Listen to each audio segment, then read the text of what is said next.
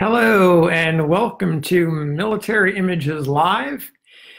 This is Ron Coddington, the editor of Military Images magazine. For those of you who are not familiar with the publication, we were founded in 1979 and we've been going strong. This is our 40th year, 40 years of the magazine, and we've been featuring portrait photographs of soldiers and sailors for that entire time. The vast majority of our focus has been on the Civil War. So I'm very excited for all of you to be here tonight. And we're going to give just a couple of, I don't know, seconds or maybe a minute or so to let folks come on the air. I see my good buddy Alan Rudolph is here. Hello, Mr. Rudolph. Michael Pissarro, Andrew Garton, Rick Wolf is here. Thank you for the thumbs up, most appreciated. And while we're waiting, I'll tell you about where I'll be next weekend. I'll be in Georgia, in Dalton, Georgia, at the Chickamauga Civil War Show. And if you all live in the area, it's not all that far from Atlanta. If you live in that part of the country, I recommend you come by to the show. It's a great opportunity to see a bunch of artifacts. Most of them, they're for sale. You'll also see me there. I'll be set up at a table. And as we normally do, we are scanning photographs that you bring. We like to see your great images so we can scan them for possible inclusion in future magazines. We also are looking for ideas for stories. The lifeblood of the magazine I've often talked about is the community of collectors. And so we're looking for your great ideas. And of course, new subscribers. So if you are not a subscriber to the magazine, I hope you'll sign up if you see us in Dalton, or you can go to militaryimagesmagazine.com and sign up right now or right after the show is over. So wait for the show and then go sign up for a 1-year or a 2-year subscription.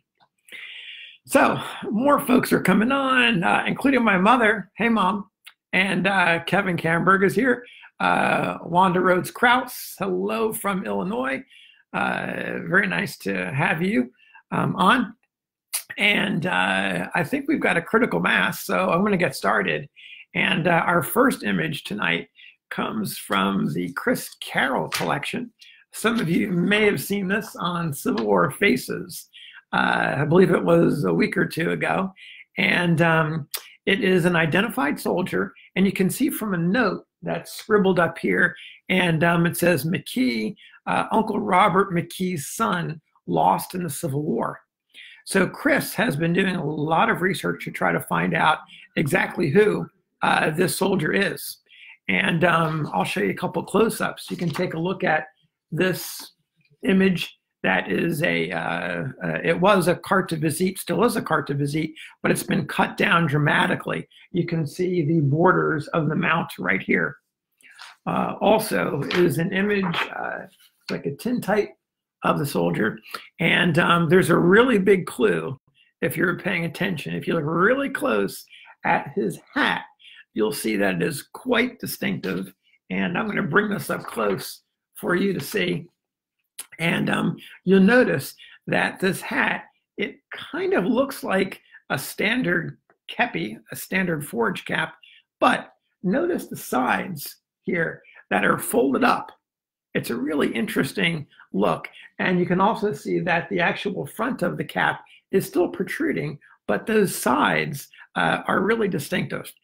And that, in fact, is a very unique type of hat. It falls into the classification of Havelock caps.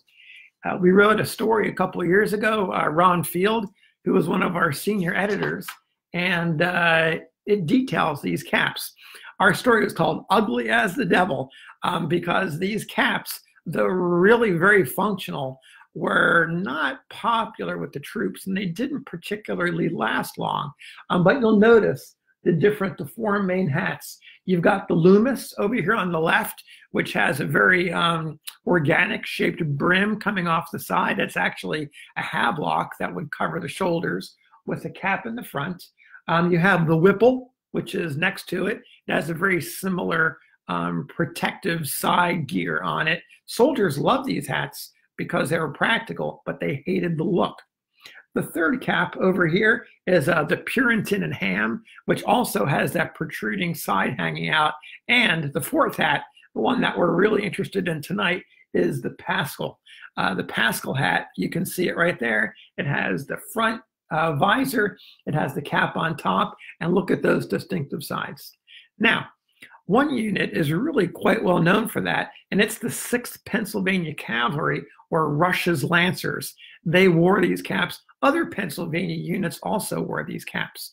So for Chris, his focus, now that we know this is a Paschal and a bunch of Pennsylvania units wore it, we have it whittled down a little bit.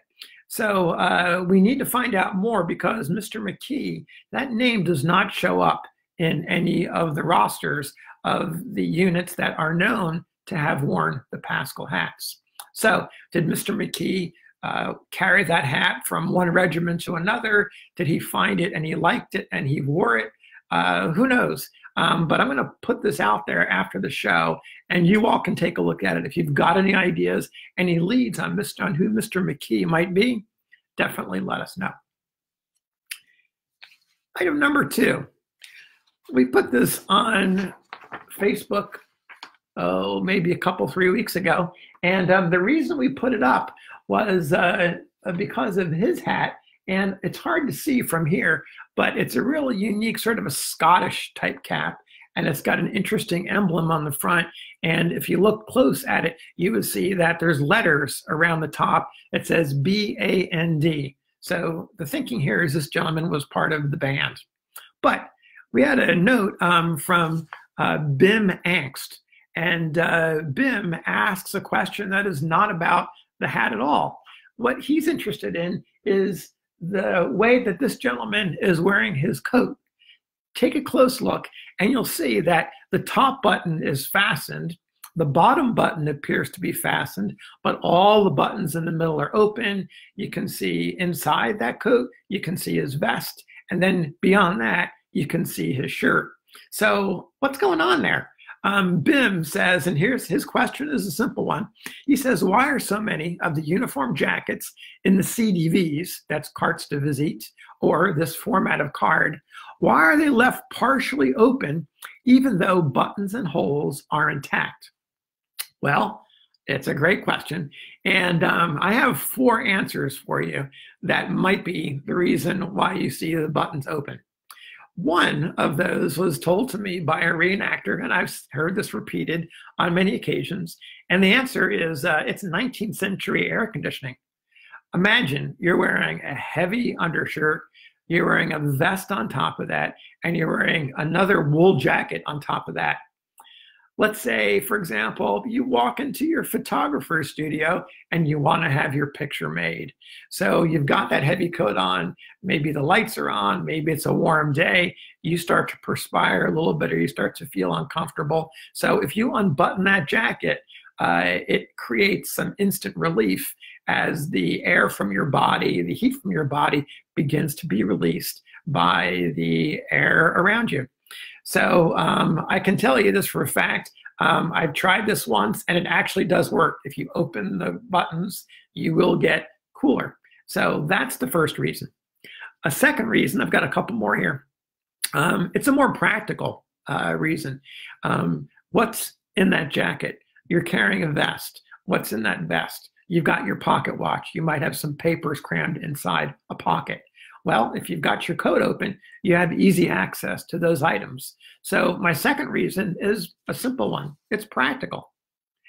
Third reason, let's just say you're casually dressed rather than being on the drill. If you're on drill or on the parade or going into battle and you're formed for battle, you typically are going to wear your coat buttoned and you're going to look all prim and proper. But if you're more casual and relaxed, you're not going to necessarily have your buttons, all your buttons buttoned up. You're going to be more casual. So a third answer is that it's just more casual. A fourth answer is another one here. It's like, think about, let's go back to the 19th century. These guys were not on Facebook. They were not seeing movies. They were mostly seeing Harper's Weekly, Leslie's Weekly. They were seeing other news magazines. They were seeing books. So what were they seeing in those books and in those illustrated news magazines? They were seeing portraits, wood engravings at that time, of folks like Napoleon. Napoleon would have his hand in his pocket. Folks would be striking very formal poses. So a fourth explanation is that these guys are merely imitating what they saw around them. So Bim, there's your answer.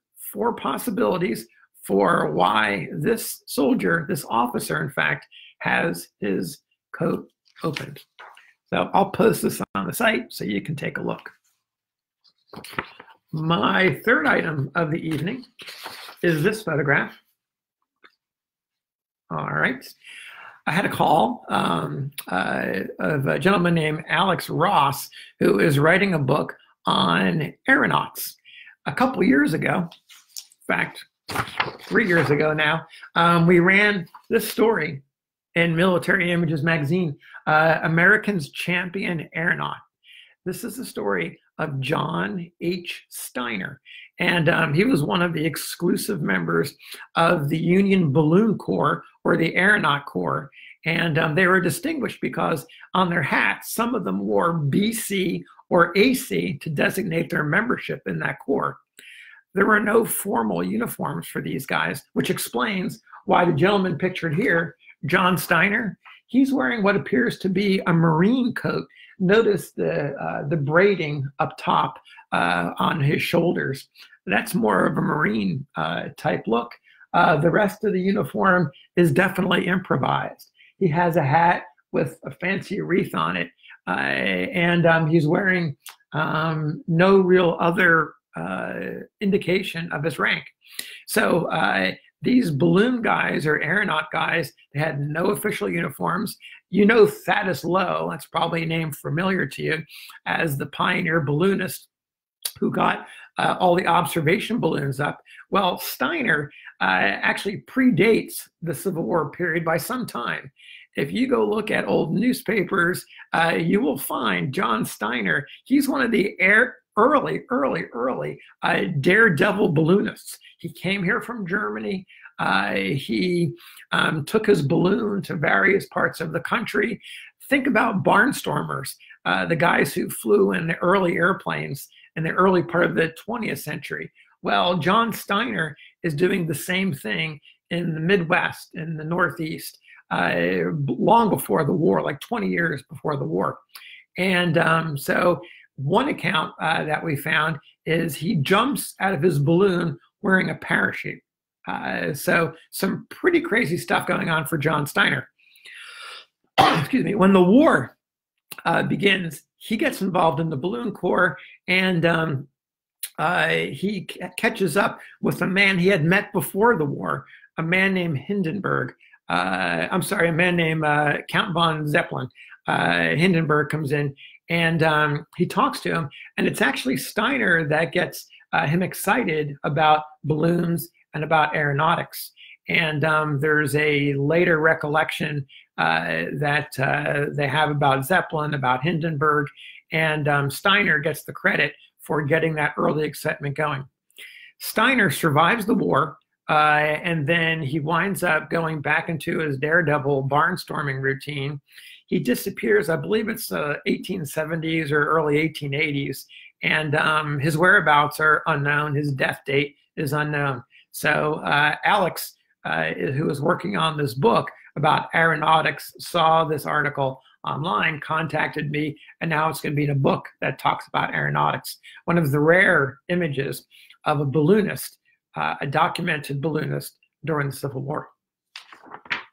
So that's Mr. Steiner. Moving along. An interesting image.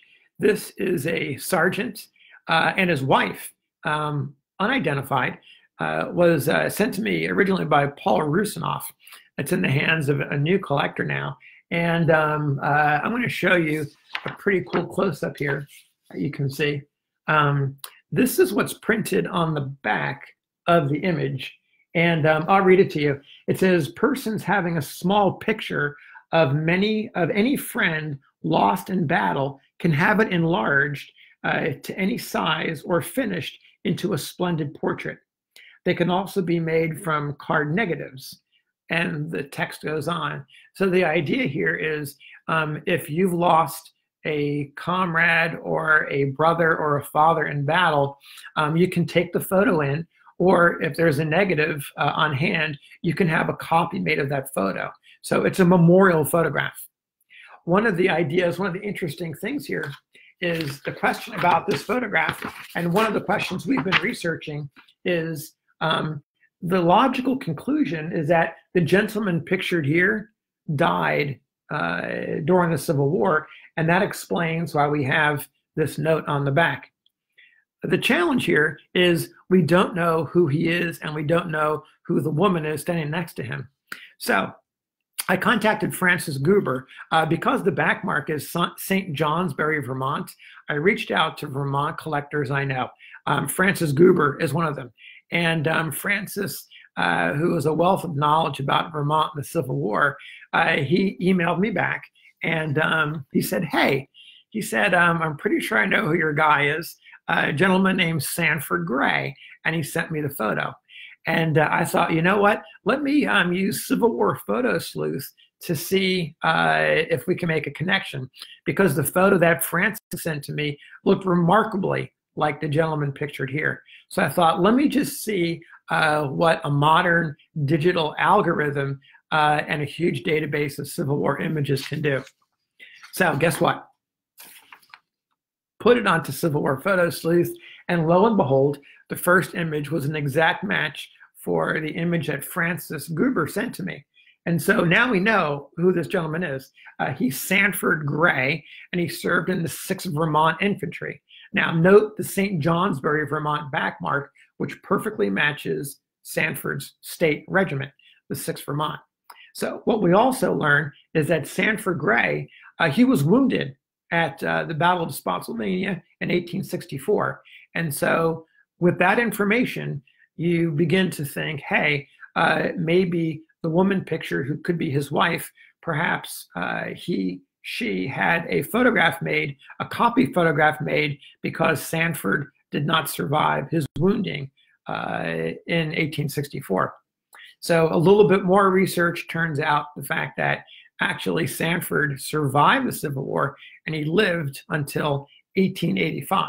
So because this image was made during the wartime, or perhaps soon after, it's pretty clear that soldiers, just because the back mark suggests that photographs or advertises memorial photographs, it doesn't mean that the guy pictured in the photograph actually died. So, interesting little detail, part of a larger study we're doing about memorial photography, and that'll be coming out in the next issue. All right, here's our next photo. You guys may recognize this. This appeared a couple issues ago in the magazine. This is Joe Parsons, blind Joe Parsons. If you read the article or have heard me talk about it before, Joe, there's a story about him that was published in the New York Times, I believe, and other newspapers around 1862, early 1863, that describes how he was wounded in battle. He was shot through the eyes, and the battle sighted his anteatum. And unable to move, pinned down on the ground because of all the fire overhead, and blind, he had nowhere to go. So in the course of moving around the ground, he encountered another soldier who had been wounded in the leg and couldn't walk. That soldier was a Confederate. Joe was a Union soldier, and the two talked, and Joe and the Confederate soldier made a deal. They said, Joe can walk, but he can't see. The Confederate soldier can see, but he can't walk. So the Confederate soldier climbs up on the back of Joe, and Joe and the Confederate soldier escape. Now, because the Confederate soldier can see, he leads Joe into the Confederate camp, which makes perfect sense. So now Joe, who's been horribly wounded with a gunshot through his eyes, is now also a prisoner of war. The Confederates take pity on him. They send him back to Union lines within a week. Now, the story, turns out, was slightly embellished by a reporter. We never have really found out whether or not Joe carried the soldier on his back was true. But we do know that every other detail lines up in the story. The fact that he was a prisoner of war for less than a week, and the battle that he was in actually was not Antietam. It was Second Bull Run, which was fought just a couple of weeks before Antietam. So this photo comes from Allison Renner, who did an amazing job researching Joe and telling a story. This image is a tintype. It was made after the war, judging from the mount, probably in the late 1860s. Now, what shows up on eBay and is now in a private collection is this photograph of a gentleman wearing a dark pair of glasses. He's wearing a standard 9-button issue Union coat. And there's a name on the back. That name is Joe Parsons. So if you look at them side by side, the resemblance is uncanny. We have a little work to do to make absolutely sure to try to get an airtight identification. But looking at it first glance, the resemblance is really quite similar. And what we may be seeing here is the famous Joe Parsons sometime soon after he was wounded, and then, of course, later on after the war. So more to come on that. There's another photograph that you may find of interest. Take a look at this one. Now, this comes from Doug Sagrillo, and what we have here is on the left-hand side is a Confederate officer. We have a young man in the middle who appears to be striking a thoughtful pose. He has his cap tilted jauntily to one side. And then we have a Union officer wearing a medal, and he's looking down. He has a pencil. He may be writing something, perhaps some orders on a piece of paper. You can see their caps below them. It's a great pose, and you have to be thinking, what is going on here? Has a Confederate been captured and the Union officer is writing some sort of a parole? Is it the other way around?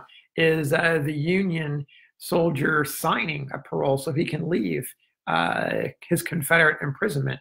What's up with the boy? Don't know. Well, here's what Doug found out about this photo is actually they're not Union soldiers and Confederate soldiers at all. In fact, they're actors. And this is a pretty convincing, a pretty convincing image of soldiers. But in fact, again, they are actors. So on the left, in the Confederate uniform, is Frank Lieb, who is playing the role of General Cheatham. And the play that they're reenacting is called The Drummer Boy of Shiloh, who is the young man in the middle. And this image dates from about 1869. It was taken in Pottsville, Pennsylvania. And Frank Lieb was actually a soldier. He was a Union soldier in the 48th Pennsylvania. So here you have a Union veteran who is acting as a Confederate. So that is a pretty interesting story. I don't know that we have the gentleman in the Union outfit identified, but a very cool and unusual image. So Doug, thanks for sharing that. Got one more image tonight, and it poses a question that I often think about. I'm sorry, I have two more images tonight. Here's the next to the last one. And the question I have here is, when is a civilian image a military image? Does that make sense? This image may help you to understand what I'm thinking about here.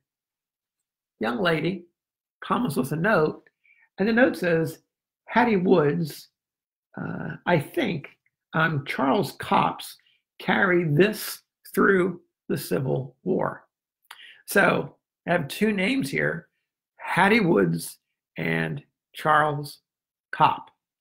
Now, a little research tells us, and this research comes from Chad Carlson, who is the owner of this image. Here's what Chad has to say, is that Hattie Woods, the sweetheart of Medal of Honor recipient Captain Charles Copp of New Hampshire. Copp earned the medal during the charge at Marie's Heights at Fredericksburg. And here's the quote that appears on his Medal of Honor citation. It says, "Seized the regimental colors, the color bearer having been shot down, and, waving them, rallied the regiment under a heavy fire." Now, that happened in 1862.